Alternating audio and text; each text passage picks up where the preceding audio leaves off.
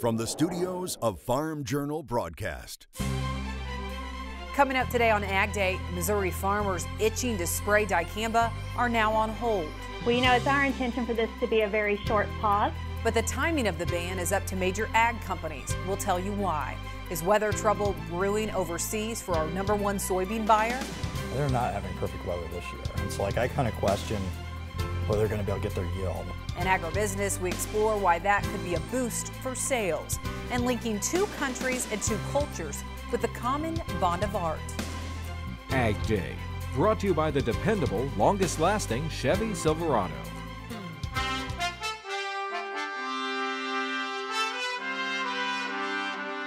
Good morning, I'm Tyne Morgan. Clinton Griffiths is off the anchor desk this morning, but he'll join us from the agribusiness desk in just a few minutes.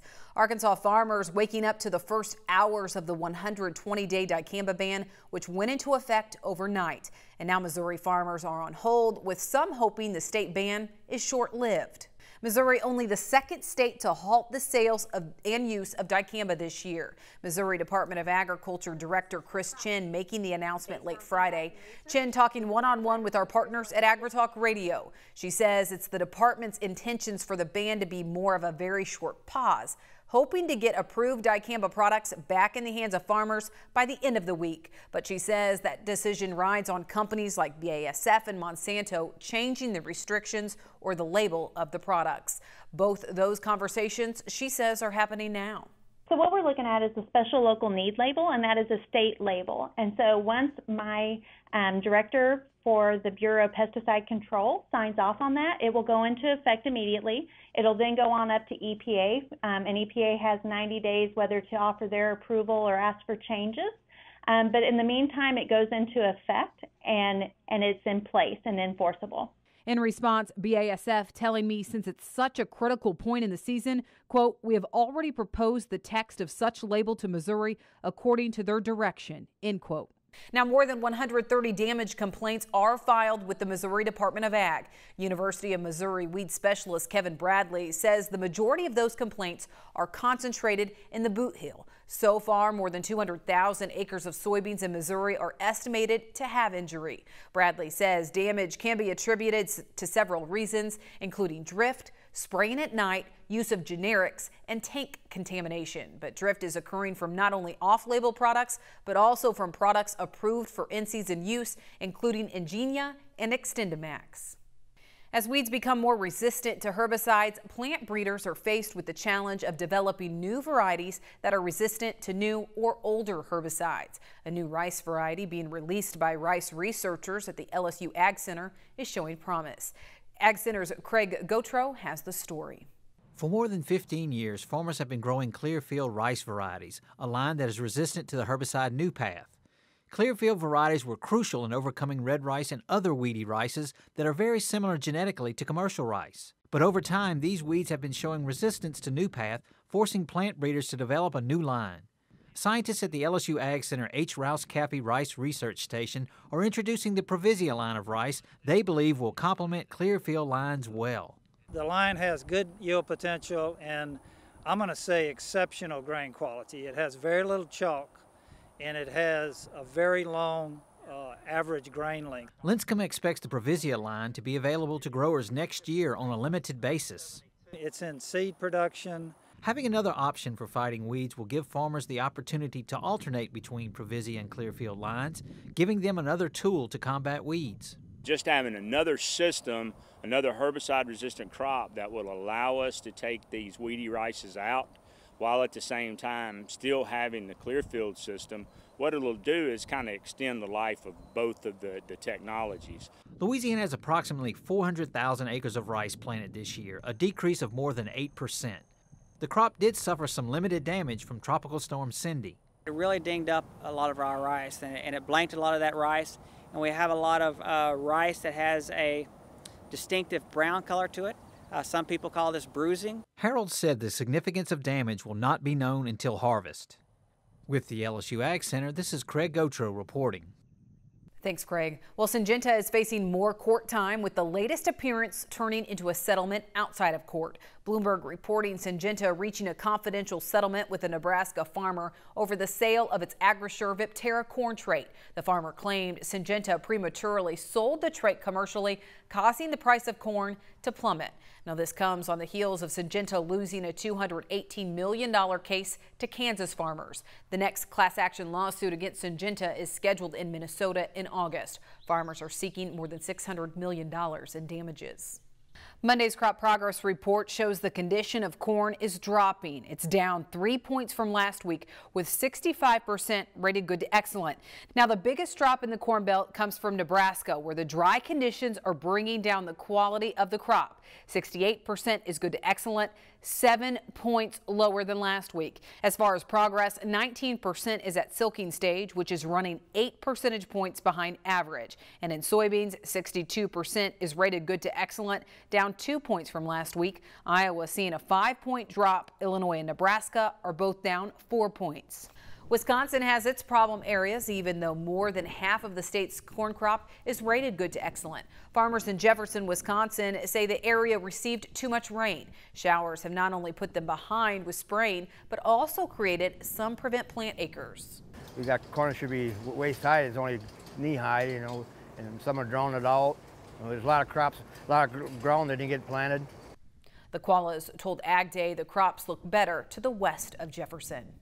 Spring wheat crop continues to decline. 35% is good to excellent, down 2 points. In Montana, 92% is fair to very poor, similar in South Dakota. In the South, cotton fields have really perked up. 61% good to excellent, up 7 points from last week.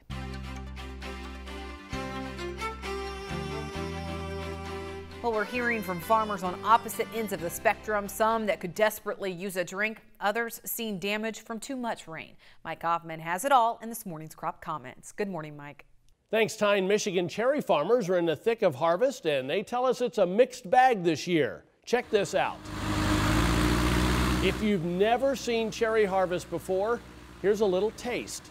Matt Disterheft was kind enough to capture harvest in Eau Claire, Michigan. It's done mechanically by shaking the trees, eliminating the monotonous task of hand harvesting the crop. He says harvest in the southwestern corner of the state should wrap up by the end of the week, and it's a very good crop there. But it's just getting started in west central Michigan, and farmers say they had severe freeze damage with this year, with some even comparing it to the devastation they saw in 2012. And the south central portion of Minnesota had some unwelcome visitors this weekend in the form of large hail. Jason says so much for this year's crop, a portion of his field shredded from the severe weather this weekend. He says while this field doesn't look great, some fields were hit much worse than this one. And taking a look at the weather map, you can see most of the activity is going to be in the northern tier of states as a couple of fronts kind of move up and down, and that'll be causing some thunderstorms. We'll be taking a look at your forecast, but first here are some hometown temps. Deciding whether to sell your old equipment? Well, Machinery Pete's Pick of the Week lets you stay informed on current market prices, allowing you to set the best possible price for your equipment. Text Pete 6 to 31313 to get started. Well, corn and beans seen more than a week straight of green on the board. So why are prices so hot? We'll check in at the CME. And we're headed in the country to South Dakota, which is building a creative bond with a country 7,000 miles away.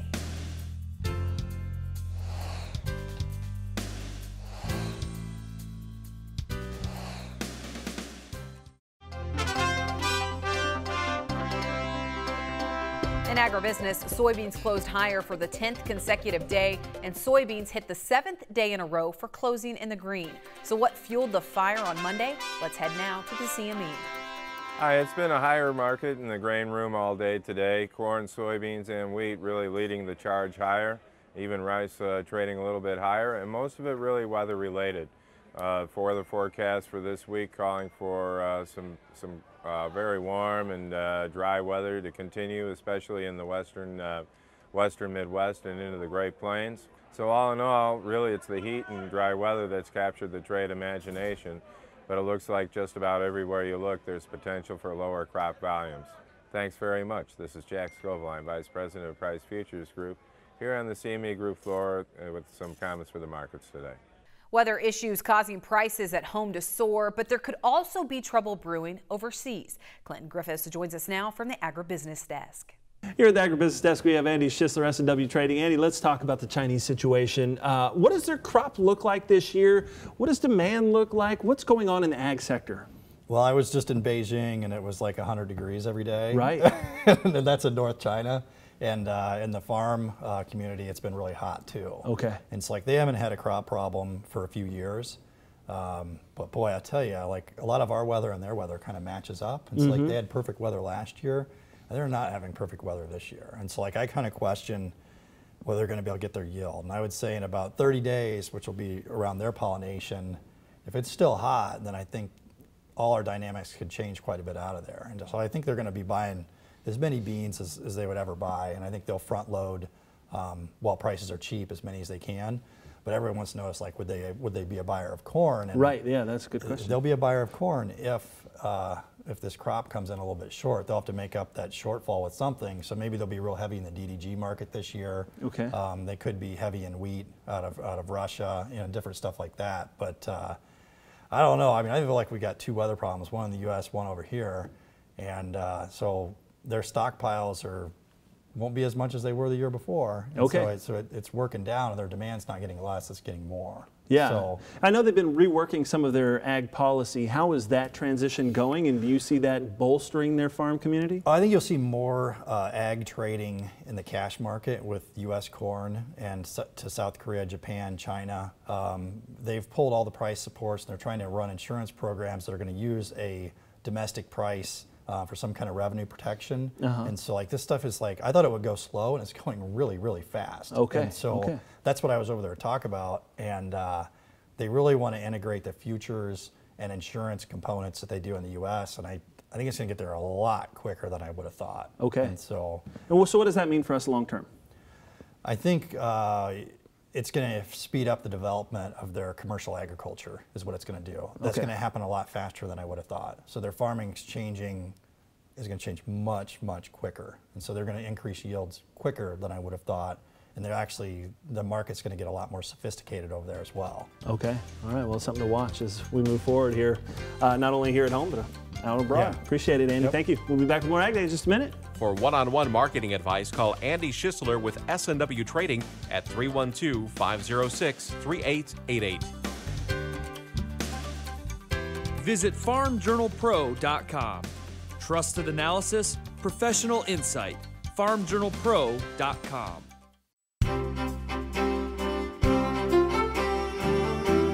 Welcome back to Ag Day. Well, this past weekend and the start of this week, we had some viewers see some severe weather, a lot of rain this week. Does that continue? It is a possibility anywhere along this stationary front in the upper Midwest into the Great Lakes, no doubt about that. Pieces of energy will be riding from northwest to southeast along this front, and so each one of those can trigger showers and thunderstorms, even in the middle of the night sometimes, especially near and north of that stationary front.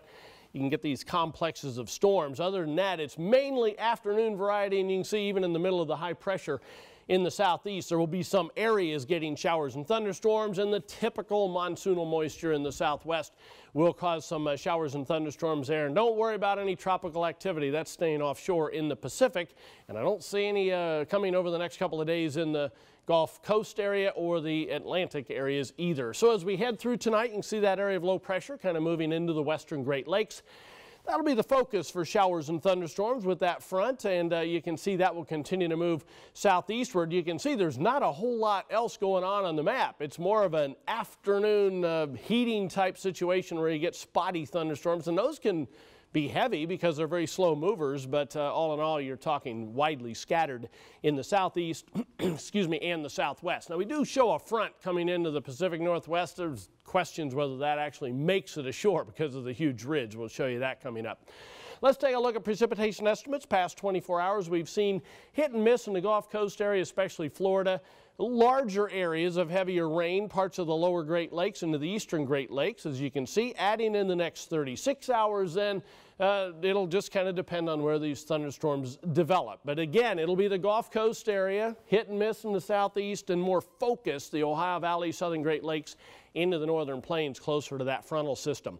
High temperatures today in the central plains going to be hot. Some places will hit triple digits, parts of Oklahoma and Kansas, a few triple digits in the southwest as well, but it's not as hot as it was a week and a half ago there. Lows tonight going to stay muggy from the lower Great Lakes all the way to the Gulf Coast, with some areas like St. Louis and Omaha, our computer model going a low of 80. Taking a look at highs tomorrow, more of the same because that front really doesn't move a whole lot. A little bit cooler, northern plains, Great Lakes, and the Northeast. Jet stream, you can see a little bit of a trough in the Northeast, not much of one. The ridge builds again in the west. Trough digs in this weekend in the Great Lakes in the Northeast, and then we do it all over again. Ridge tries to come eastward. That seems to be the pattern that we're kind of stuck with for this summer. That's a look across the country. Now let's take a look at some local forecasts. Let's go to Tacoma, Washington, first of all. Mixture of clouds and sunshine, high of 73 degrees. Waco, Texas, partly sunny, hot and humid, high of 95. And Van Wert, Ohio, humid with a shower or thunderstorm likely, high temperature around 85. Still to come, we have the most recent list of the top 13 dairy-producing counties in the U.S. and the locations, well, they may surprise you. Plus, we visit an art gallery where sculptures depicting the Old West share wall space with tribal culture of Africa, who bridged this global divide later on Ag Day. Get the roots your crops need by getting Radiate first. Visit lovelandproducts.com/radiate. See your CPS dealer today. In the Dairy Report, as consolidation grows within the dairy sector, so does the concentration of milk production. Dairy Today says now only 13 counties produce a quarter of the nation's milk supply. Dairy Today reporting of those 13 counties, 7 call California home. But look at this, of top 13 milk producing counties, the majority are located in the western half of the U.S., including California, Washington State, Colorado, Arizona, and New Mexico. And out of those 13, none are located in the upper Midwest, and only one county is in the Northeast. That's Lancaster County, Pennsylvania. Well, cheese production setting an impressive pace this year. Total cheese output for May hitting 1.05 billion pounds. That's 4% higher than last year. Italian-type cheese production making up the largest chunk of that with 451 million pounds, followed by American cheese at 425 million pounds. Well, still to come, we visit a small town along the North and South Dakota border. And despite its remote location, it's able to draw world-class art. We'll tour the Classic Gallery next on Ag Day.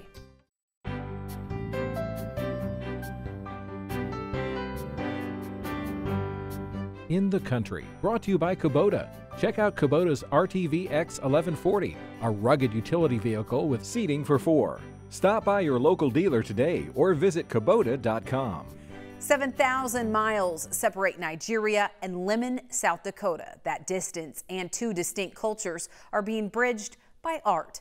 A cowboy metal sculptor and a couple of West African painters have forged a connection through canvas and scrap iron. Cliff Naylor reports. The Kokomo Inn is once again attracting patrons. It was a very popular place. A lot of people had their first beer here. The border town bar's claim to fame flows from the 3-2 beer it served to teens and 20-somethings back when the legal drinking age was 18 in South Dakota, but 21 north of the state line. I was in the Kokomo probably a few times, right? I try to draw a team of horses. Now, clients drink in art instead of Budweiser. Throughout the winter, while there was a lot of snow on the ground, people would stop by.